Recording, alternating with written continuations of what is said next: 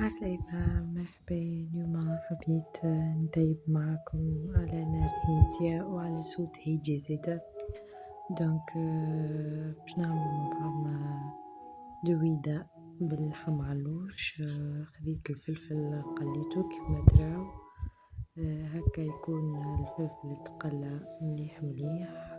نحيه بطبيعة الحال نخليه يسقطر ونحط اللحم يتقلى مع بعضه هو والبصل. نزيد عليهم 3 مغارف كبار تاع طماطم. انتوما والكونتيتي بطبيعة الحال، انا ديما نقولكم خليكم عينكم ميزانكم. وجوز مغارف فلفل زينة، ومغرفة صغيرة كركم، مغرفة صغيرة فلفل مهروش، وشوية كتيبل وكروية. هكا نضيف شوية زيت زيتونة خاطر حطيت فيها زيت ديجا، ونصب الماء ونخليها تغلي مع بعضها بالكدا بالكدا.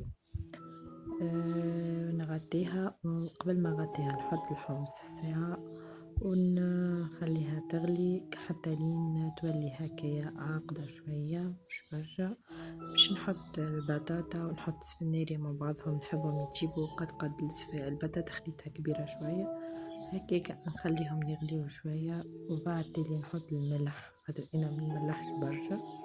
اما المرة هذي عندي ضيف دونك اضطريت نملح. كيف ما تراو صوص قريب تجيب ديجا ما شاء الله، مقاتلها حتى شيء. توا باش نحاول نتعدى انا وياكم بالدويدة وباش نزيت مع بعضنا الدويدة. اخذت باكو وشوية، باكو نص، زيتها مليح باش بعد ما تشدليش. نحب كل كعبة تجي وحدها طايبة، وميم طون ماني نحبها تريا. الحقيقة كيف ما تراو ناخذ هذيك فورتها الفورة الأولى، وتوا باش نحط الصوص نتاعي. نحبها المرة الأولى عاقدة بالباهي بالباهي باش تعطيني التكستشر اللي حاجتي بها انا في الدويدة. دونك كيف ما تراو هكا نحركها مليح مليح كلها باش تجي مسقية. وبويسك المرة الأولى تكون عاقدة صوص متجيش دويدة شايحة، وميمتون متجيش جارية برشا، معناها حتى اللي تولي ملكزة، تولي تكون كعبة بكعبة هكا، تجيب كعبة بكعبة ما شاء الله تجي. حسيلو كيف ما تراو في كل مرة لازمني نعمل مسحة ونعاود نرجع. دونك باش تقعد البلاصة نظيفة ونقعد نخدم على نظافة بطبيعة الحال. هذه الدويدة الثانية، الفورة الثانية هكايا كيف ما تراو فيها. بعد الزيت عملت الصوص وهذيا. دونك انا الحقيقة نحبذ نحيها الكل الدويدة، نخلطها مليح مليح معناها، ونشوف اني فماش كعبة مش حاضرة، فماش كعبة مش خلط لها الصوص، فماش كعبة مش طايبة. هيك كان فيها اكثر ومن نحركها بالكدا بالكدا.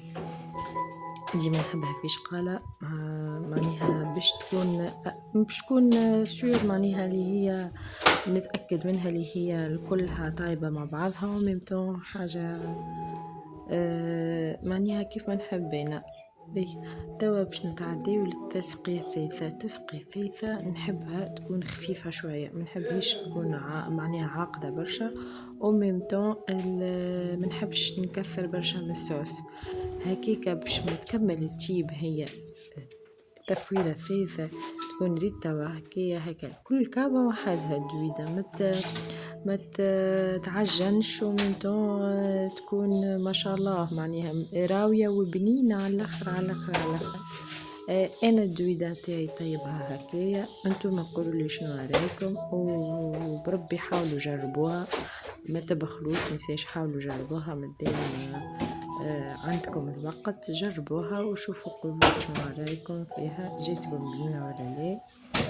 بالنسبة لي انا كيف ما قلت لكم باش نسقيها توابل مليح مليح، مش برشا برشا، اما انا باش نسقيها تاخذ اقل من الاولى. التفويره الاولى التفويره الثانيه سامحوني، التفويره الاولى ديما بالزيت كيف ما قلت لكم. التفويره الثانيه نسقيها بصوص عاقده باش تاخذ البنه نتاع الصوص، والتفويره الثالثه نسقيها اقل شويه صوص من التفويره الثانيه.